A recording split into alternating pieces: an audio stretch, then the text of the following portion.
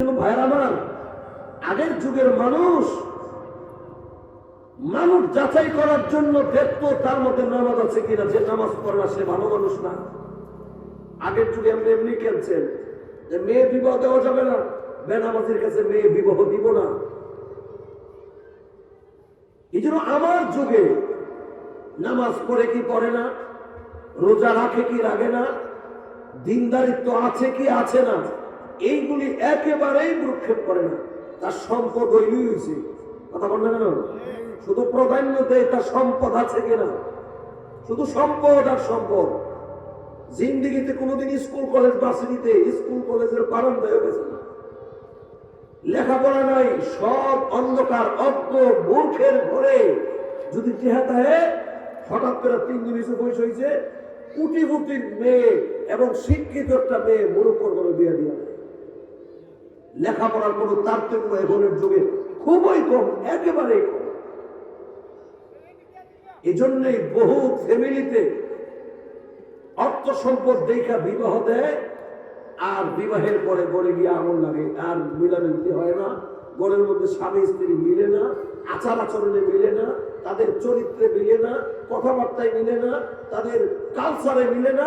শেষ পর্যন্ত গড়ের ভিতরে অশান্তি ছাড়া কোনো শান্তি মিলে সুবিধা পায় না। কথা বল না কেন? এই জন্য ইসলাম বলছে কুফুর কথা বলা হয়েছে। ছেলের মধ্যে যে গুণ, মেয়ের মধ্যে সেই গুণ দেখো, বংশীয় গুণ, লেখাপড়ার গুণ, তারতম্য, যাকে বলে তারতম্য মিল আছে কিনা। ছেলেটা MA পাস, মেয়েটা MA পাস কিনা, ছেলেটা মেট্রিক পাস, মেয়েটাকে মেট্রিক পাস কিনা, এরকম মিলায়া ছেলে আলেম, মেয়েটা আলেম কিনা, তারা ধনী, তারা মানে তাদের পয়সা ঠিক আছে কিনা, তাদের বাড়িঘর, তাদের বাড়িঘরে মিল আছে কিনা, তাদের বংশীয়, তাদের বংশে কোনো মিল আছে কিনা।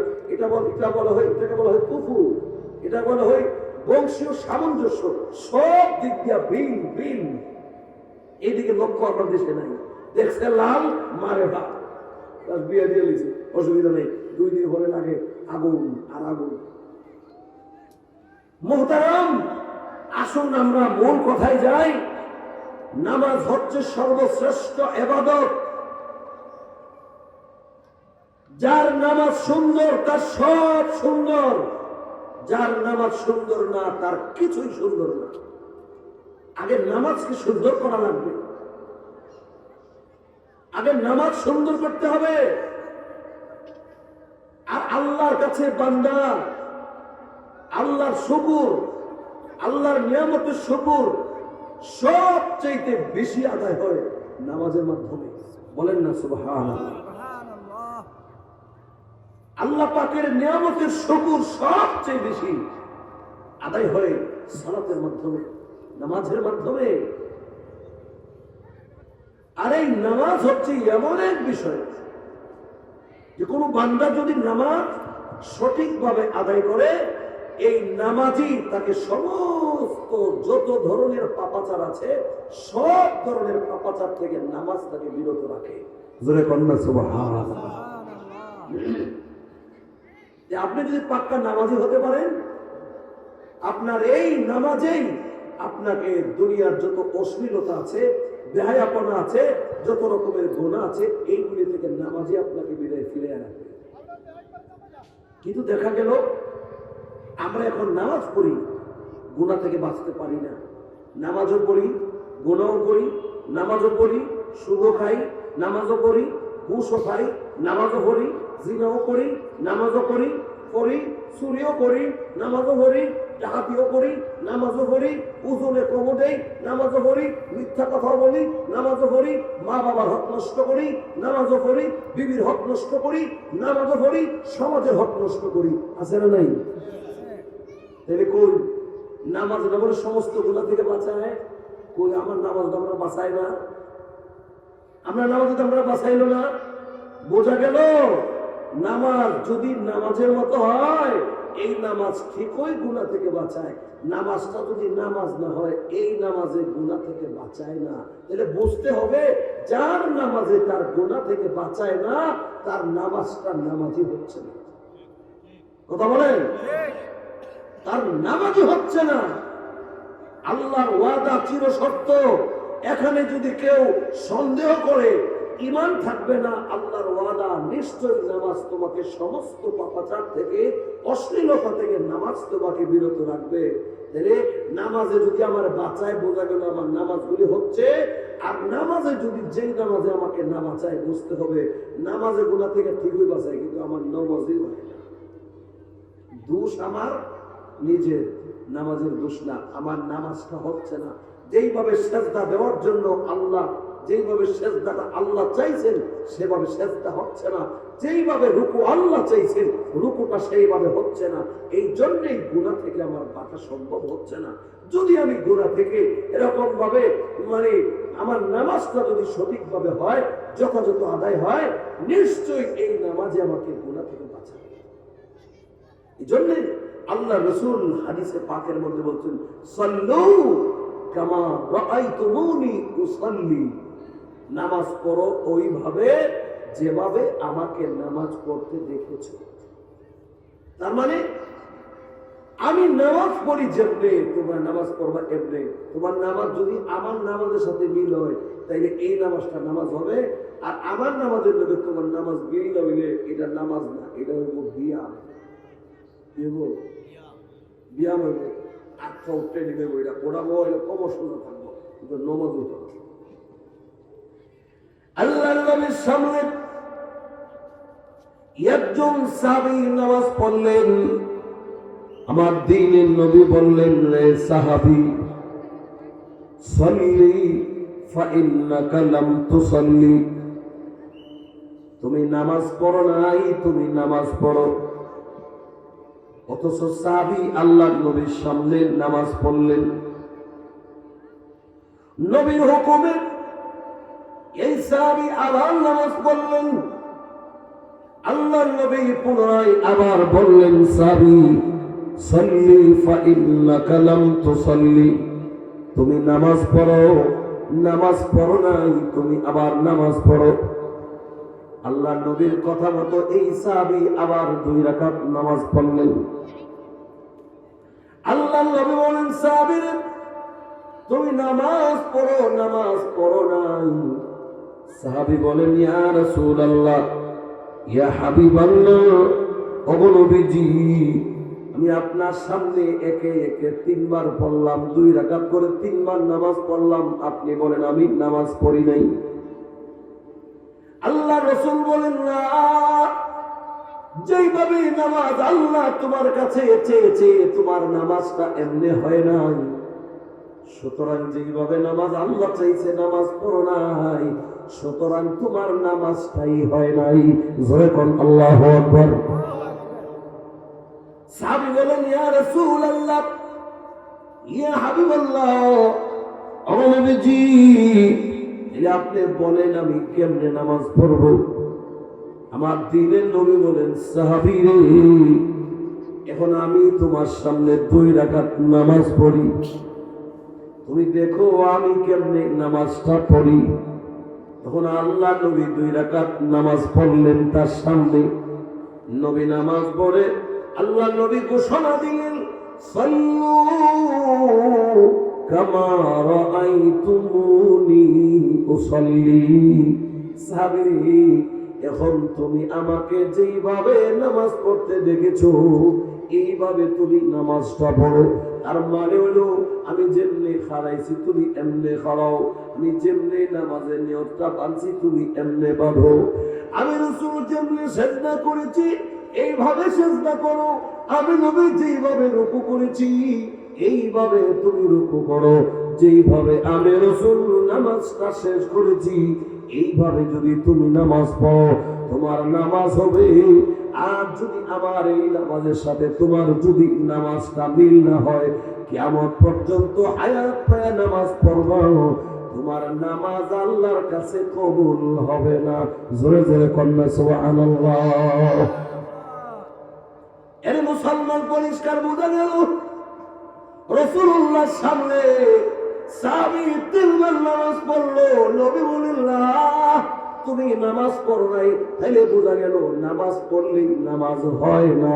নামাজটা যদি নামাজের মতন না হয়, যখন ঠিক না ঠিক, আমরা দেশে বহুত নামাজি নামাজ পড়তেছি, তাদের নামাজ আল্লাহর কাছে কবুল হচ্ছে না।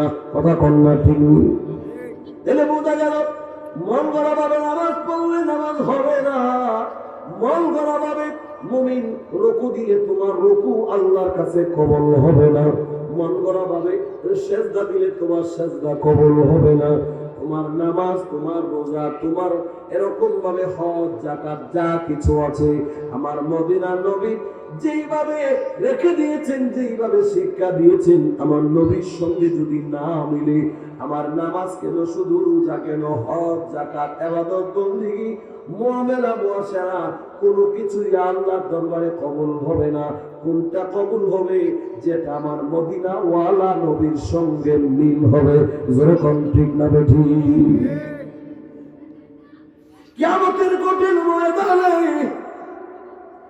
বহু নামাজি মুসলমান কপালের মধ্যে কালো দাগ থাকবে, তার নামাজের দাগ। কিয়ামতের কঠিন ময়দানে বহু মানুষের পায়ের মধ্যে নামাজের করের দাগ থাকবে, কপালের মধ্যে কালো নামাজের দাগ দেখা যাবে। কিন্তু আল্লাহ ঘোষণা দিলেন, এই বেনামাজির কাতারে যাও। 70 বছর নামাজ পড়তে পড়তে কপালে কালো দাগ, পায়ে কালো কর থাকার পরেও ঘোষণা হবে, যা বেনামাজির কাতারে গিয়া দাঁড়া। এর বেনামাজির কাতারে কেন দাঁড়াবেন? নামাজ পড়তে পড়তে কালো দাগ পড়ছে, এরপরও বেনামাজির কাতারে কেন দাঁড়াতে হবে? তার মানে হলো নামাজ পড়ছে ঠিক, একটা নামাজও আল্লাহর কাছে কবুল হয় নাই। নামাজ পড়ছে ঠিক, এর মুমিন তার নামাজ নবীর নামাজের মতো হয় নাই, তার রুকু নবীর রুকুর মতো হয় নাই, তার সেজদা আমার মদিনা ওয়ালার সেজদার মতন হয় নাই। নামাজে দাঁড়ানোটা আল্লাহর নবীর সঙ্গে মিলে নাই। ও মুমিন, আমার নামাজে দাঁড়ানো, আমার রুকু দেওয়া, আমার সেজদা দেওয়া, আমার যত নামাজের কাজ আছে সবগুলি যতক্ষণ পর্যন্ত মদিনাওয়ালার সঙ্গে না মিলবে আমার নামাজ কবুল হবে না। নামাজি হয়েও কিয়ামতের কঠিন ময়দানে আমাকে বেনামাজির কাতারে দাঁড়াতে হবে। এর মুমিন, আবার যখন নামাজ পড়ব, নামাজটা শুধুমাত্র কেবলমাত্র মহান মুনিবের সন্তুষ্টির জন্য হওয়া লাগবে। যেরকম ঠিক আরে আমার সমাজে বহুত নামাজি এমন আছে, সমাজের মানুষের সমালোচনা থেকে বাঁচার জন্য গিয়ে নামাজ গিয়ে মসজিদে ঢুকে। একসাথে 5 জন এক দোকানে বসে চা খায়, পান খায়, নাস্তা খায়, সিঙ্গারা খায়, পুরি খায়। আজান দিয়েছে, 2 জন মুসল্লি দৌড় দিয়ে মসজিদে যাচ্ছে, বলে আজান হয়েছে, চলো মসজিদে যাই।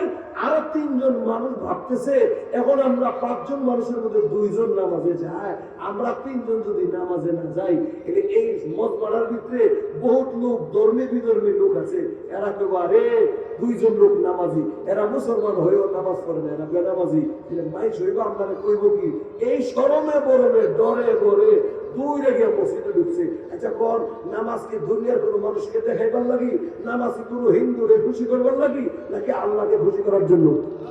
যখন কাকে খুশি করার জন্য?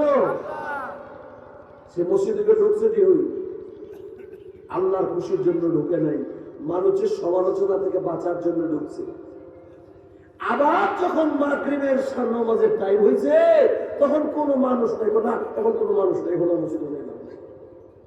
এই বেটা যে কত নামাজটা হয়ে দিয়েছে আল্লাহ লাগি, আল্লাহ হইতে পারবে। আল্লাহ রাব্বুল আলামিন মক্কাতে দিয়ে দিয়েছেন, কুল ইন্না সালাতি ওয়া নুসুকি ওয়া মাহইয়ায়া ওয়া মামাতি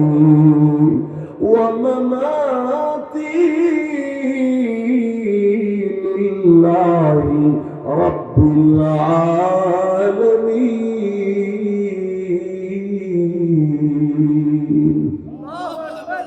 আল্লাহ বলেন, বান্দা তোমার নামাজ, তোমার রোজা, তোমার হজ, তোমার যাকাত, তোমার জীবন, তোমার মরণ, এর বাংলা একমাত্র শুধুমাত্র কেবলমাত্র আমার জন্য হওয়া লাগবে। দুনিয়ার লোক দেখানো মানুষের জন্য নামাজ পড়বা কবুল হবে না। বান্দা, দুনিয়ার লোক দেখানোর জন্য কুরবানি করবা, কুরবানি কবুল হবে না। লোক দেখানোর জন্য তুমি দান খয়রাত করবা, তোমার দান খয়রাত আমি আল্লাহর কাছে কবুল হবে না। ওরে বান্দা, তোমার জীবনে যত নেক আমল আছে সব হওয়া লাগবে কেবলমাত্র আমি আল্লাহর খুশির জন্য। তাইলে তোমার নামাজ হোক, রোজা হোক, হজ হোক, যাকাত হোক, সব আমি আল্লাহর কাছে কবুল হবে। এটার বিনিময়ে আমি আল্লাহর কাছ থেকে তুমি পেয়ে যাবে। জোরে কন্যা সুবহানাল্লাহ। নামাজ পড়বো কাকে দেখানোর জন্য? জোরে কোন কারে? আল্লাহকে দেখানোর জন্য নামাজ পড়ে।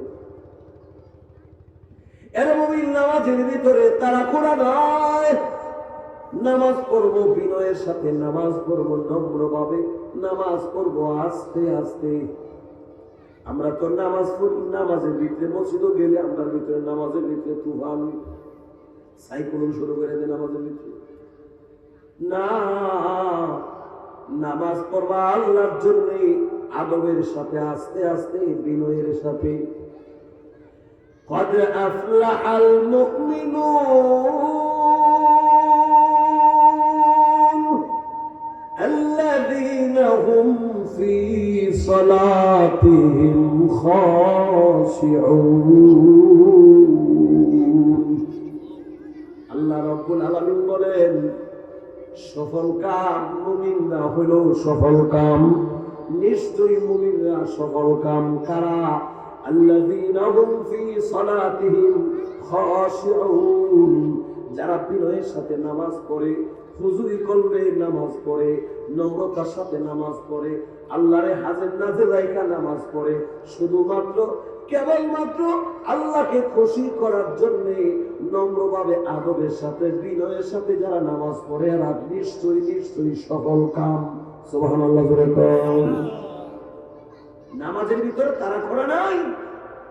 আদবের সাথে পড়ো, নম্রভাবে পড়ো, বিনয়ের সাথে পড়ো, ধীরতার সাথে পড়ো, আল্লাহকে হাজির নাজির রেখে পড়ো। যেখানে সেজদা দিচ্ছ আল্লাহর কুদরতি পায়ে সেজদা দিচ্ছ, এই মনোভাব নিয়ে পড়ো।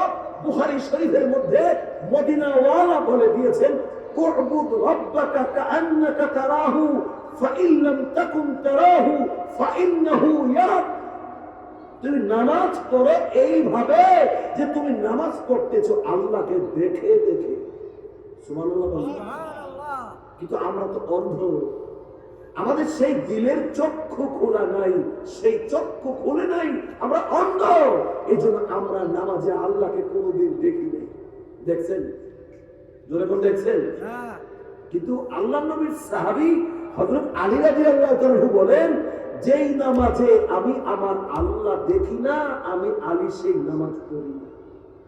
তার মানে আমি যে নামাজ পড়ি, নামাজের ভিতরে আমি আমার আল্লাহরে দেখে দেখে নামাজ পড়ি।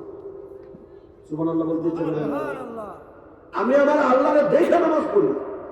যে নামাজে আমি আমার মালিক আল্লাহ দেখি না, সেই নামাজ আমি পড়ি না। কিন্তু আলী রাদিয়াল্লাহু তাআলার মতো সেই ঈমান আর সেই অবস্থান আমাদের তৈরি হয় নাই। এই জন্য তো পথ রেখেছেন রাসূল দুইটা। যদি তোমার মন অবস্থা এমন তৈরি হয় আর তুমি নামাজি খোদাকে দেখো, তাহলে নামাজ আল্লাহকে দেখে দেখে পড়ো। উ'বুদ রাব্বাকা কাআন্নাকা তারাহু, নামাজ এইভাবে পড়ো যে তুমি নামাজের ভিতরে আল্লাহকে দেখছো, আল্লাহকে দেখে দেখে সিজদা দিচ্ছ, আল্লাহকে দেখে দেখে রুকু দিচ্ছ, আল্লাহকে দেখে দেখে তুমি নামাজের মধ্যে কিরাত করছো। আর যদি তোমার এমন অবস্থান তৈরি না হয়, রাসূল বলছেন ফাইন লাম তাকুন তারাহু, যদি তুমি না দেখো, ফাইন্নাহু ইয়ারাক, তোমার অবস্থানটা দ্বিতীয় অবস্থানে তৈরি করো যে আমি আমার মালিক দেখি না, কিন্তু আমার মালিক আল্লাহ তো আমাকে দেখে। কথা বলে না? আরো জোরে বলেন না ভাই, আমি আল্লাহকে দেখি না, এই জন্য কি আল্লাহ আমাকে দেখে? তো আল্লাহ দেখে তো আমাকে। কথা বলেন, দেখে তো? আমি না অন্ধ, আমার মালিক তো আর অন্ধ না। আমি না শুনি না, আমার মালিক তো শোনে। আমি না দেখি না, আমার মালিক তো দেখে। অবস্থানটা সেটা তৈরি করো। আমি আমার মালিককে না দেখলেও আমার মালিক আমাকে দেখতেছে, এই মনোভাব পয়দা করে নামাজ পড়ো, দেখবা এই নামাজের মজা যে কত, এই রুকুর মজা যে কত, এই সিজদার মধ্যে যে কি মজা আল্লাহ রাখছে, তখন তোমার সেই নামাজের মজা পয়দা হবে, নামাজের স্বাদ পয়দা হবে।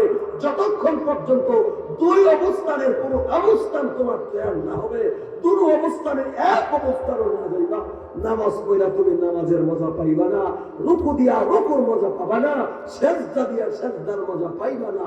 রুকুর মজা পাইতে হলে, নামাজের মজা পাইতে হলে তুমি মনে করো আমি আমার মালিককে দেখি না, মালিক আমাকে দেখতেছে, তাহলে তোমার নামাজের মধ্যে দৃঢ়তা আসবে, নামাজের মধ্যে একাগ্রচিত্ততা আসবে, নামাজের মধ্যে তোমার আল্লাহর মানে আল্লাহর সামনে নামাজ পড়তেছে, তোমার ভিতরে একটা ভয় ভীতি কাজ করবে। কথা বল না কেন? কিন্তু আমরা দেশের নামাজের মধ্যে তুফান শুরু করে, তার মানে নামাজের মধ্যে একটা তামসা শুরু করছে। তামসা কেন শুরু করলো? তার এই অবস্থান তো নাই, ওই যে আল্লাহ কিন্তু সেই দেখেই না, আল্লাহ যে তারা দেখে এই মনোভাব তার নাই। এই মনোভাব তার থাকলে সে নামাজের ভিতরে তাড়াহুড়া করার কথা না, নামাজের ভিতরে সাইকেল শুরু করার কথা না, নামাজের ভিতরে এত তাড়াহুড়া করার কথা না। যদি তার মনোভাবটা এমন থাকতো আমার আল্লাহ আমাকে দেখতেছে, এই লোক আস্তে আস্তে নামাজ পড়তো, বিনয়ের সাথে পড়তো, দৃঢ়তার সাথে পড়তো, আল্লাহর ভয় নিয়ে পড়তো। কথা বল। কোন কর্মচারী যখন তার ফ্যাক্টরিতে কাজ করে, আপনারা জবাব দেন, মালিক যদি তাকায় থাকে তখন এর কাজটা যেমন হয়, মালিক না থাকলে কাজটা এমনই হয়। কথা বলেন।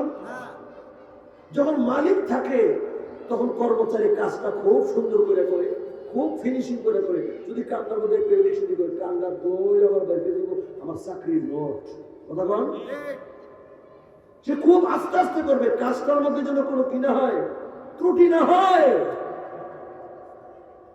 নামাজের যখন মনোভাবটা এমন হবে যে আমার মালিক আল্লাহ আমার দিকে তাকাই রয়েছে, এই নামাজের অবস্থানটা এমন হবে, আমার নামাজটা আমার আল্লাহ দেখতেছে, আমার রুকুটা আল্লাহ দেখতেছে, আমার তেলাওয়াতটা আল্লাহ দেখতেছে, আমার সিজদাটা আল্লাহ দেখতেছে, আমার তাশাহুদটা আল্লাহ দেখতেছে।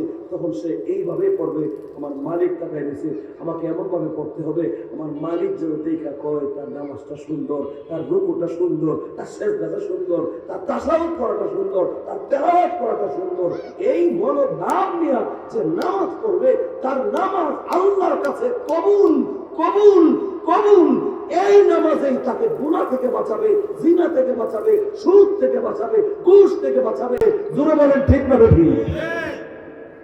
আমরা নামাজও পড়ি শুধু গাই, নামাজও পড়ি ঘুষও গাই, নামাজও পড়ি চোরই করি, নামাজও পড়ি মদও খাই, নামাজও পড়ি গাঁজাও খাই, ইয়াবাও খাই, জিনাও করি, যা আছে সব কাজে লিপ্ত হই। কারণ হলো নামাজ আমরা হয় না, আর যে কোনো কাজ আছে সব চলতেছে হাত। যদি নামাজ ঠিক হয়ে যেত, গুনাহ থেকে অটোমেটিক নামাজ আমাকে বিরত করতো। এটাই আমার প্রমাণ, আমি নামাজ পড়তেছি ঠিক হই, নামাজ আমার কবুল হয় না। ঠিক নেই? নামাজের দোষ না আমার দোষ। এরা নামাজের ভিতরে আমার মনোভাব ঠিক হয়েছে না, এখন আমার হুজুর ঠিক হয় নাই, এখন আমার হুজুরি কলব, হুজুরি কলবে নামাজ পড়ো, হুজুরি কলবে। হুজুরি কলব কারে কয়? আল্লাহরে হাজির নাজির রেখা দৃঢ়তার সাথে, একাগ্রচিত্তার সাথে আল্লাহ আমার দিকে তাকাই দিয়েছে, আমি আল্লাহর কুদরতি পেয়ে সেজদা দিচ্ছি। এই অবস্থান তৈরি করে নামাজ পড়াকে এদের হুজুরি করবেন না। আর আমরা 6 মিনিট টাইম পেলে 10 টাকা নামাজ পড়ে সেটা আধা মতো বাইতে গেছে না, 6 মিনিটের ভিতরে 7 মিনিট পরে ওই দিতে আধা বাইতে গেছে। এই হলো নামাজের অবস্থা। এটি নামাজ না, নামাজের নামে তামসা। এই নামাজটা আল্লাহ আপনার কাছে চাইছে না। আরে মিয়া, আপনি নামাজ না পড়লে আল্লাহর কি হবে? সারা দুনিয়ার মানুষ নামাজ না পড়লে মালিকের কিছুই হবে না। যেরকম ঠিক নেই, পুরো বান্দার কাছে আমার আল্লাহ ঠিকানা। আল্লাহ বলছে নামাজ পড়ো, এই জন্য আপনার নামাজের মুহতাজ আল্লাহ না। আল্লাহ বলে তুমি রোজা রাখো, আল্লাহ আপনার নামাজ রোজা হওয়ার জাকাতের মুহতাজ না। দুনিয়ার সব মানুষ রোজা না রাখলে আল্লাহর কিছু আসে যায় না, কোনো আসে যায় না। সব মানুষ আল্লাহর গম্ভীরতা প্রকাশ করলে আল্লাহর ইজ্জত সম্মান বাড়বে, এমনও না। সবাই যদি আল্লাহর গম্ভীরতা ছেড়ে দেয়, আল্লাহর গোলামি ছেড়ে দেয়, আল্লাহর ইজ্জত সম্মান করবে, এমনও না। আল্লাহ যেমন ছিলেন এমন আছেন, এমনই থাকবেন। আল্লাহ সম্মান বাড়েও না, আল্লাহ সম্মান কমেও না। ঠিক নেই? নামাজ পড়লে আমি দাবি হই, আল্লাহ দাবি হয় না। রোজা রাখলে আমি দামি হয়, আল্লাহ দামি হয় না।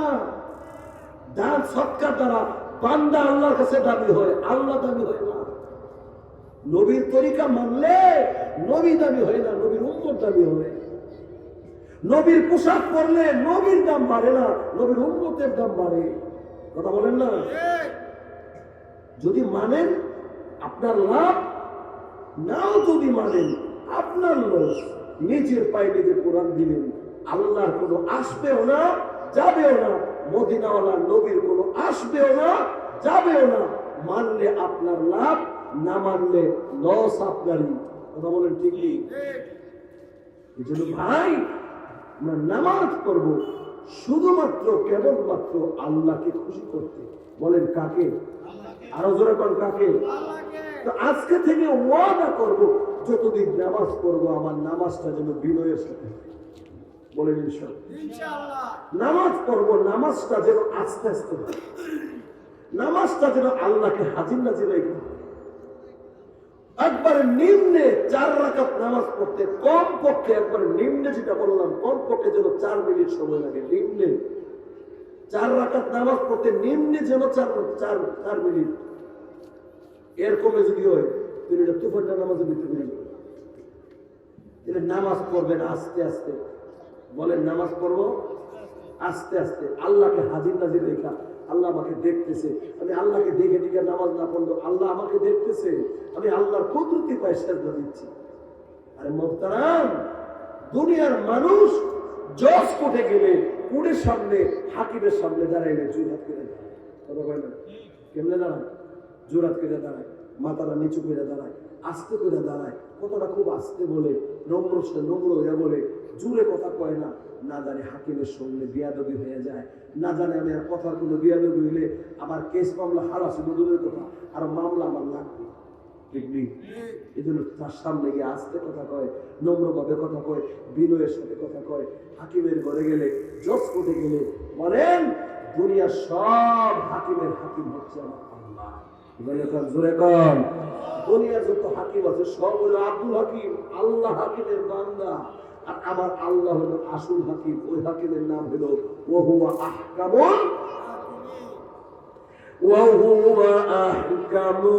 হাকিমিন।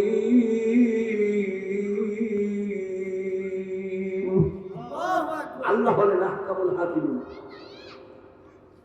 দুনিয়ার হাকিমের সামনে কোন বান্দা দাঁড়াইলে তার মধ্যে যেমন বিনয় থাকে, আদবের সাথে হাকিমের সামনে দাঁড়ায়, যেন তাকে দিয়া কোনো বেয়াদবি না হয়। আস্তে আস্তে কথা বলে, যেন হাকিমের সামনে বেয়াদবি না হয়। নম্রভাবে কথা বলে, যাতে হাকিমের সামনে কোনো বেয়াদবি না হয়। জোরহাট করে দাঁড়ায়, বিনয়ের সাথে দাঁড়ায়, আদবের সাথে দাঁড়ায়, যেন হাকিমের সামনে কোনো বেয়াদবি না হয়। এর মুমিন দুনিয়ার জজ করে গিয়া, জজের সামনে গিয়া, হাকিমের সামনে গিয়া তুমি নিজের বিনয়কে তুমি প্রকাশ করতে পারলা। দুনিয়ার হাকিম না, দুনিয়ার সব হাকিমের হাকিম যিনি, আমার আল্লাহ আহকামুল হাকিমিন। আল্লাহর সামনে তুমি আল্লাহর ঘরে গিয়া দাঁড়াচ্ছ নামাজে, তোমার মধ্যে এই কথাটা 24 ঘন্টা তোমার মধ্যে বিদ্যমান থাকা দরকার।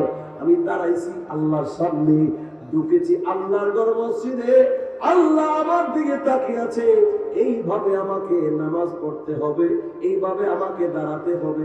আমার মালিকের সামনে যেন কোনো বেয়াদবি না হয়। আমাকে নামাজের তেলাওয়াত এমন সুন্দরভাবে করতে হবে যাতে করে আমার মালিক খুশি হয়। আমি এরকম ভাবে রুকু দিতে হবে যে আমার রুকুটা যেন আল্লাহর কাছে পছন্দ হয়। আমি সেজদায় এমন ভাবে দেওয়া লাগবে যাতে আমার সেজদারা আল্লাহর কাছে কবুল হয়। আস্তে আস্তে হওয়া লাগবে, বিনয়ের সাথে হওয়া লাগবে, এরকম ভাবে সুন্দর হওয়া লাগবে, এরকম ভাবে মন মানসিকতা নিয়ে নম্রভাবে, ভদ্রভাবে, আদবের সাথে আল্লাহকে হাজির নাজির রেখে আমরা যদি নামাজ পড়তে পারি, এইরকম ভাবে নামাজের অভ্যাস যদি করতে পারেন, দেখবেন দিনে দিনে দিনে দিনে নামাজের মধ্যে যে কি মজা, সেই মজা আপনি অনুভব করবেন। রোজার মধ্যে মধ্যে যে কি মজা, সেই রোজার মজা আপনি অনুভব করবেন। সেজদার মধ্যে যে কি মজা, সেই মজা আপনি অনুভব করবেন। আল্লাহ নবীর সাহাবীরা, হে মুমিন, নামাজের মধ্যে কি পরিমাণ মজা পাইছি। নফল নামাজে আল্লাহ নবী যখন দাঁড়াইতেন, ঘন্টার পর ঘন্টা চলে যাইত, আল্লাহ নবী নামাজ থেকে বের হতো না। নবী আমার এমন সেজদা দিত, নফল নামাজে ঘন্টার পর ঘন্টা চলে যেত, নবী সেজদা থেকে মাথা উঠাইতো না। সুবহানাল্লাহ। নবী নামাজে এমন লম্বা সেজদা দিছে, এমন লম্বা সেজদা, সেজদা থেকে নবী মাথা উঠায় না। আম্মা জানা আয়েশা সিদ্দিকা ভাবলেন, নামাজের সেজদায় কি নবী দুনিয়া থেকে বিদায় হয়ে গেল নাকি? সুবহানাল্লাহ। চিন্তা করেন, নামাজের সেজদাটা কত লম্বা হলে মানুষ ধারণা করে নামাজের ভিতরে কি হয়ে গেছিল নাকি। আর আপনার নামাজ মুরগার ঢুর আছে না, ঢুর আগারো যে ঠোক হয়, আমরা কিছু মুসল্লি আছে মসজিদে এরকম ভাবে ঠুক নাই, এটার নাম নামাজ? আফসোস, বহু মুসল্লির নামাজ দেখলে আফসোস হয়, আফসোস হয়। আমি আপনাকে বোঝানোর চেষ্টা করি, আপনি বোঝার চেষ্টা করেন। আপনি আমার ভাই, আমি আপনার ভাই, আমি এলাকার সন্তান, আপনাকে বলছি, আপনি যদি কোনো চেয়ারম্যান সাহেবের কাছে যান অথবা মার কাছে যান, আপনি অনেক ছেলে আছে সে ওগিয়া মারে গিয়া ডাক দেয়, আরেকটা ছেলে আছে নম্র বন্ধু, সে ওগিয়া মারে ডাক দেয়। আচ্ছা, ডাকের ধরনে মায়ার বেশ কম হয়নি? তখন একটা ছেলে আম্মা গাও, আরেকটা ছেলে গিয়ে আম্মা, দুই ধরুন, আরেকটা ছেলে গিয়ে আম্মু আম্মু আম্মু, আরেকটা ছেলে গিয়ে আব্বুর ডাকে আব্বু আব্বু, আরেক ছেলে বাপের কাছে, বাপ ঘুমাইতেছে, এমন ভাবে আব্বা। আচ্ছা, কোন তিনটা ডাহে বেশ কম আছে? আরো জোরে কোন? বহু মা আছে, ওই ছেলেটাকে কয় যে আমার ছেলেটা, মেজু ছেলেটা এত নম্র এবং এত ভদ্র, সে আমাকে এমন ভাবে ডাক দেয়, আমার ছেলেটা আমাকে ডাক দিলে মনে যেন আমার কলিজাটা ছিঁড়ে দিচ্ছে। আমার ছেলেটা আমাকে এত ভালোবাসে, তার মুখের ডাকটা শুনলে যেন আমার কলিজাটা ভেঙে যায়। কত সুন্দর করে সে আমাকে ডাকছে আম্মু আম্মু করে। এই ছেলেটা যখন মারা যায়, মার কলিজা ফাটা কান্না আসে, এমন ভাবে আমাকে কে ডাকবে? আমার ছেলে আমাকে একটা ডাক দিলে আমার কলিজা ঠান্ডা হয়ে যেত। আমার সেই ছেলেটা চলে গেছে। মুহতারাম, আপনার মা যদি এমন ভাবে নম্র ভাবে মাকে ডাক দিলে মা যদি কলিজাটা খুশি হয়, আর আমি আর আপনি যদি মায়ার সুরে আমি আমার মালিক আল্লাহকে ডাক দেই, নামাজে গিয়ে আল্লাহকে যদি সেজদার মধ্যে পড়ে যদি আল্লাহকে তাসবিহটা পড়ি, সুবহানা রাব্বিয়াল আ'লা সুবহানা রাব্বিয়াল আ'লা সুবহানা রাব্বিয়াল আ'লা, এইভাবে বান্দা যখন নম্রভাবে আদবের সাথে মায়ার সুরে আল্লাহকে ডাক দেয়, আল্লাহকে বান্দা তুই এমন আদব হইয়া এত সুন্দর করে আমাকে ডাক দিয়েছো, আমার কতৃতি অন্তরটা বান্দা খুশি হয়ে গেছে। জোরে কন্যা সুবহানাল্লাহ। বান্দা তুই আমার মনটা খুশি করে ফেলছো, আমি আল্লাহ খুশি হয়ে গেছি। এমন একটা সেজদার কত দাম!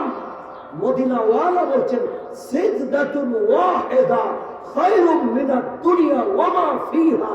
এমন একটা সেজদার দাম আল্লাহর কাছে গোটা কায়নাতের ভিতরে যা কিছু আছে সব কিছুর চেয়ে একটা সেজদার মূল্য আল্লাহর কাছে শুধু বেশি না, কোটি কোটি কোটি। সুবহানাল্লাহ। মনে একটা সেজদার দাম আল্লাহর কাছে এত বেশি। আমার নাজাতের জন্য একটা সেজদাই যথেষ্ট, বেশি সেজদা লাগবে না।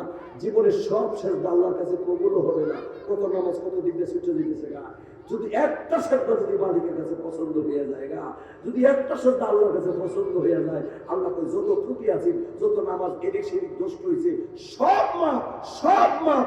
জীবনের একটা সেজদার ওসিলা আমি তো সব মাপ করে দিলাম। তুই মাপ তুই মাপ তুই মাপ। এই জন্য প্রতিটা নামাজ যেন এমন হয়, আজকের নামাজটা যেন আল্লাহর কাছে কবুল হয়, এইভাবে নামাজটা করবে।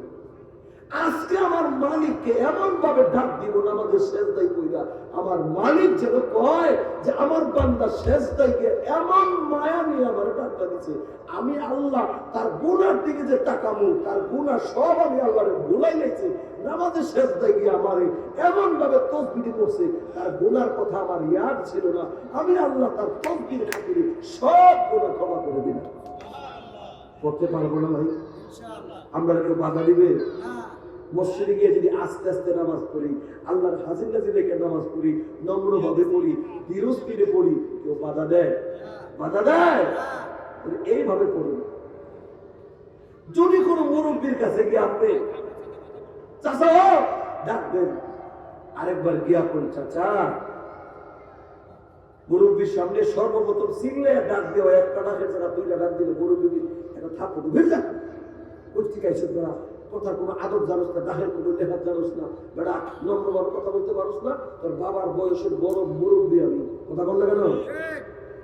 আরেকটা ছেলে নম্র ভদ্র, সে বুঝে মুরব্বীর সাথে কেমনে কথা কইলে মুরব্বী খুশি হইব, মুরব্বীর থেকে কিছু নিতে চাইতেছে, নিতে চাওয়ার জন্য সে কৌশল অবলম্বন করছে, এমন ভাবে গিয়ে চাচারে ডাক দিব, চাচার মনটা বলাইলাম, কথা বললে কেন?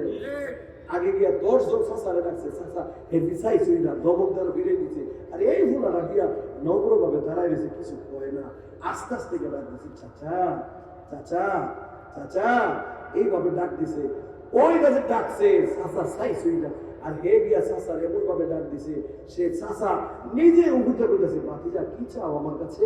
চাচা একটা বিপদ হলে আপনার কাছে আসছিলাম, যদি আপনি সম্মতি হয়ে করতেন। চাচা কই বল, যেই ভাবে না তুই আমার ডাক দিছ আমার মন কেড়ে দিয়েছ, তুই কি চাইবি, তুই যা চাইবি তা দিয়ে। কথা বলে গেল, আরো জোরে কর না। এই জন্য ভাই ডাকার মতো ডাকলে খোদা কেমনে শোনে না, খোদাই তোমায় ডাকতে জানি না, কথা কম। আল্লাহরে বলে নামাজও ডারে, আল্লাহ বলে জবাব দেয় না, কেমনে জবাব দিব? নামাজ সুবহানাল্লাহ সুবহানাল্লাহ সুবহানাল্লাহ, নামাজ দিব সুবহানাল্লাহ সুবহানাল্লাহ সুবহানাল্লাহ, এক সেকেন্ডের ভিতরে 3 বার কর, তুই ভাট করতেছে মুখে। হ্যাঁ, আদবের সাথে আল্লাহকে ডাকো, নম্রতার সাথে ডাকো, বিনয়ের সাথে ডাকো, উদউনি আস্তাজিব লাকুম। আল্লাহ বলে তুমি আমাকে ডাকো বান্দা, আমি তোমার ডাকের জবাব দেব।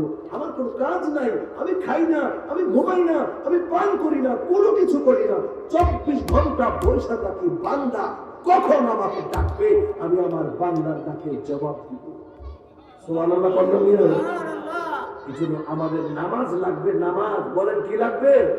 আল্লাহকে খুশি করতে নামাজ লাগবে, আর নামাজটা যত সুন্দর হবে এই নামাজের বিনিময় আল্লাহর কাছে তত সুন্দর বিনিময় পাওয়া যায়। অনেক মানুষ নামাজ পড়বো, হাসরের ময়দানে এই নামাজের বদলা নেক পাইব, নেক ও ফারাসি হাদিস হয়েছে। বহুত নামাজি ফাজাইলে আমলের কিতাবে লিখছে, বহুত নামাজিরে নামাজ নিজে, নামাজ যখন শেষ হয় নামাজ নিজে ফেকেট কইরা, ফারাসিরা কাপড় দিয়ে ফেকেট কইরা যাওয়ার সময় নামাজি নামাজের কপালের মধ্যে নামাজটা সিরা ফেরা দিয়া যায় যে ধ্বংস হ তুই, তুই ধ্বংস হ, এই নামাজি তুই ধ্বংস হ, এই নামাজি তুই ধ্বংস হ, তুই যেমনে আমি নামাজে ধ্বংস করছো, আমি দোয়া করি আল্লাহ জানি করে ধ্বংস করবো। হাদিস হাদিস হাজাইলে কিতাব আছে, প্রত্যেকটা মসজিদে হাজাইলে আমলের কিতাব আছে। কোন মানুষ যদি নামাজটা সুন্দর না কইরা আগে তবে নামাজ পড়ে, বেসুন্দর করে নামাজ পড়ে, নামাজটা নষ্ট হয়। আর এই নামাজ শেষ হওয়ার সময় নামাজটা ফারাসিরা কাপড় দিয়া বইলা নামাজের নাহম হমাইরা দিয়া যায়। নে আমরা দেশের বহু মানুষ আছে, কিছু পুরস্কার দিলে, কিছু উপহার দিলে এই উপহার নেয় না, আর নাহম হারাই দিয়া যায়, আসেনি? নামাজিও নামাজ যাওয়ার আগে নামাজি কই নে তোর নামাজ লাগবে না, তুই নামাজ, আমি নামাজ দিয়েছি তুই ধ্বংস করছো, আমি নামাজ তোর যাতে বদুয়া দিয়ে যায়, আল্লাহ জানে তোর এই ধ্বংস। নামাজ তো পড়লেন না, নামাজ তো পড়লেন না, আবার নামাজের বদুয়া উঠা হয়ে গেল। এই নামাজ আমরা আর পড়বো না, বলেন ইনশাআল্লাহ, বলেন ইনশাআল্লাহ। এই নামাজ আর পড়বো না, আজকে থেকে নামাজ পড়বো, নম্রতার সাথে পড়বো, বিনয়ের সাথে পড়বো, আদবের সাথে পড়বো, আল্লাহকে হাজির কাছে রেখে পড়বো, বলেন ইনশাআল্লাহ। রাজি আছেন? এইভাবে নামাজ পড়লে অসুবিধা হবে? লাভ হবে, ফায়দা হবে।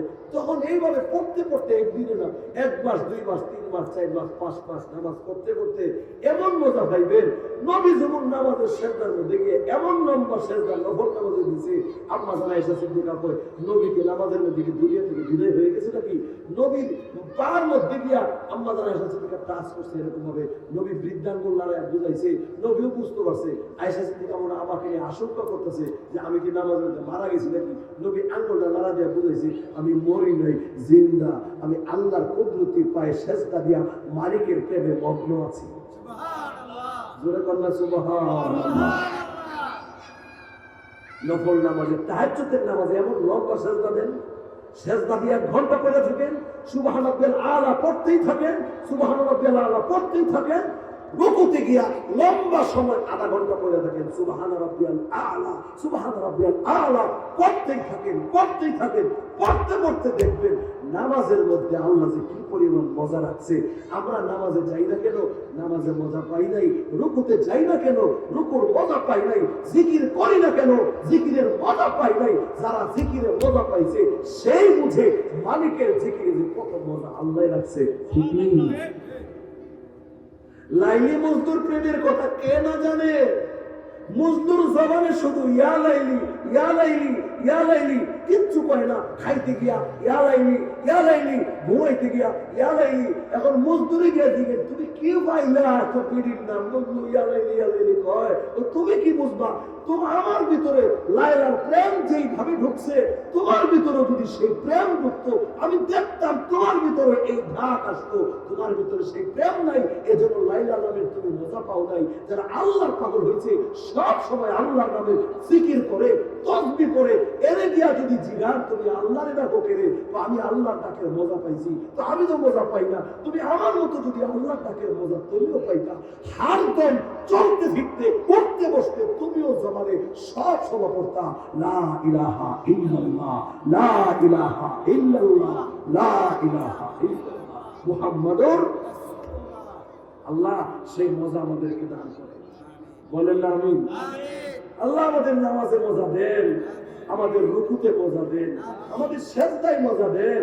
আল্লাহ আমাদের আপনার জিকিরে মজা দেন।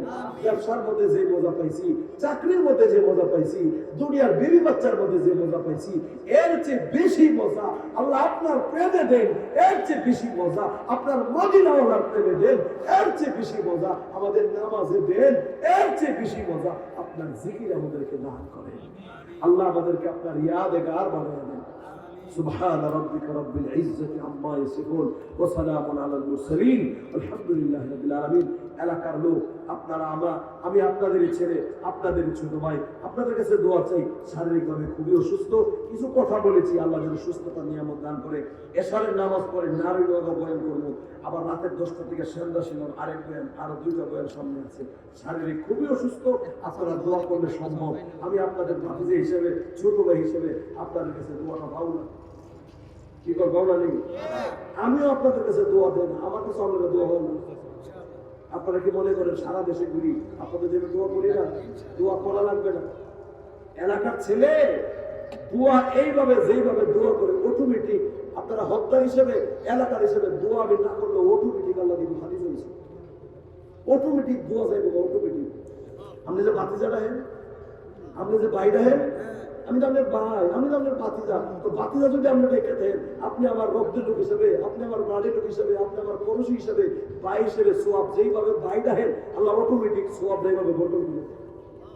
আমি দোয়া করলে অটোমেটিক দোয়া ভাই নেব, অটোমেটিক। এমনি তো দোয়া করে আল্লাহ আমার এলাকার লোক, গ্রামের লোক, বংশের লোক, গোষ্ঠীর লোক, কাছের লোক, মুহব্বতের লোক যারা আছে সবাই মাফ করে দাও। সবসময় দোয়া থাকে, দেশের বাইরে থাকে। আর আমি তো বেশিরভাগ সফরেই খাই, বেশিরভাগ সফরে। আমার এক বুজুর্গ বলছেন সফর অবস্থায় বেশি বেশি সবার জন্য দোয়া করবা। সফর অবস্থায় যে দোয়াটা করো সব দোয়া করুন। আপনাদের সবার কাছে দোয়া চাই। সফরের জন্য গাড়ি লেগে গেছে, বুঝছি আল্লাহ বাঁচাই রাখে। দোয়ার দরকার আছে নি? দোয়ার জন্য কসম করার কোনো মানুষকে ড্রাইভার লাগে আমি গাড়ি নিয়ে চলি না। দিনের বেলা গাড়ি চললে মানুষের দেখতাম, দিনের বেলা গাড়িতে যাই না। বেড়াগিরি না, যে আমার জরুরত, এটা ছাড়া আর পারি না। ওয়াজের বয়স 3 বছর হয়েছে, 1.5 বছর ধরে ওয়াজ করি। এখন আর জানে আর দেয় না, গাড়ি ছাড়া ওয়াজ করতে হবে না। লেট করে আল্লাহ আল্লাহ আপনাদের দোয়ায় গাড়ি একটা লইছি। এখন আমার ওয়াজ করাটা ভালো, আমাকে অনেক সহজ এবং আসান হয়েছে। এখন আপনাদের কাছে দোয়া চাই, আল্লাহ যেন বিপদ থেকে আমার গাড়ি আল্লাহ বাঁচায়। দোয়াটা করবেন ইনশাআল্লাহ। আমি আপনাদের জন্য দোয়া আপনারা আমার জন্য দোয়া করে আল্লাহ যেন ইখলাসের সাথে কথা বলার তৌফিক দেয়। আমি যেমন আপনাদের ভাতিজা ভাই, আপনারা যেন আমাকে ভালোবাসেন, আমিও যেন ভালোবাসতে পারি, দুনিয়া এবং পরকালে যেন আমরা একসাথে থাকতে পারি। রাজি নাই বলেন? আল্লাহ আমার যদি জান্নাতে দেয়, আল্লাহ যদি দয়া করে আমার জান্নাতে দেয়, আমি যেন আল্লাহর কাছে দিলে করতে আল্লাহ আমার বাইরে আমার ভালোবাসছে, মহব্বত করছে, আমার চাচারা ভালোবাসছে, আল্লাহ তুমি তারা লক করে দেন না। হাদিস আইছে কোন আলেম যদি আল্লাহর কাছে সুপারিশ করে আল্লাহ বলে ফিরাবে না। আল্লাহ যদি সুযোগটা আমার জন্য আল্লাহ মাফ করে দেয়, দয়া করে আল্লাহ জন্য মাফ করে দেয়। এমন আমল নাই যে আমার আল্লাহ মাফ করে, দয়া করে যদি মালিক মাফ করে দেয়, আমি যেন আপনার কথা বলতে পারি আল্লাহ এই লোকগুলি আমার ভালোবাসছে, আমার এলাকার, আমার মহব্বতের, আমার গ্রামের, আমার গঞ্জের ছিল, এই কথাটা যেন আমি বলতে পারি, বলে আমি। আর যদি আমি কোনো বিপদে বেরিয়ে যাই আর আপনার আল্লাহ জান্নাতে দেয়, আল্লাহ যেন এই তৌফিকটা আপনারও দেয় যে হুজুর খুব ভালো মানুষ আছেন, আল্লাহ ত্রুটির কারণে যদিও ত্রুটি থাকতে পারে, তুমি আল্লাহ দয়া করে আপনার দিয়া লাল, এই কথাটা আপনারও জন্য আমাদের কথা ইনশাআল্লাহ। আমি যখন আল্লাহ আপনারা জান্নাত দিব না, আমারও বানাও, আমিও যখন আপনার লাগি, আপনারা যখন আমার লাগি, সবাই সবার জন্য দোয়া করবেন। দোয়া যত মানুষের লেগে করবেন তাড়াতাড়ি নিজের দোয়া করবেন। নিজের লেগেছে দোয়া করে তার লাগে দোয়া ফেরেশতা, নিজের লেগেছে দোয়া করে তার লাগে সুপারিশ ফেরেশতারা করে। আল্লাহ দেখো তোমার কথা, নিজের লেগে দোয়া না করে মানুষের লেগে করতেছে, আমরা সুপারিশ করে আল্লাহ তার দোয়াটা আগে কবুল করে যাবে। এই জন্য দোয়া যত ব্যাপক হয় তাড়াতাড়ি কবুল হয়। সবার জন্য দোয়া করেন, মানুষের লেগে দোয়া করেন, শত্রুর লেগে দোয়া করেন, দুশ্মনের লেগে দোয়া করেন, কাফেরের লেগে দোয়া করেন, আল্লাহ তারা বলেন ইনশাআল্লাহ। আমার আব্বা শিখাইতো, তোমার দুশ্মন যে সালাম বেশি দিবা, তোমার দুশ্মন যে তার লাগে বেশি বেশি দোয়া করবা, আল্লাহ বুঝে না, বুঝে দাও, আল্লাহ কে হেদায়েত দাও, আল্লাহ যেন এই গুণগুলি আমার দান করে। আসসালামু আলাইকুম ওয়া রাহমাতুল্লাহি ওয়া বারাকাতুহু। সকলে এখন আমরা নামাজের প্রস্তুতি, নামাজে যাব, ধারাবাহিক আলোচনা চলতে থাকবে, সকলে আমরা চলে আসবো, এলোমেলো করবো না ইনশাআল্লাহ। আসসালামু আলাইকুম ওয়া রাহমাতুল্লাহ।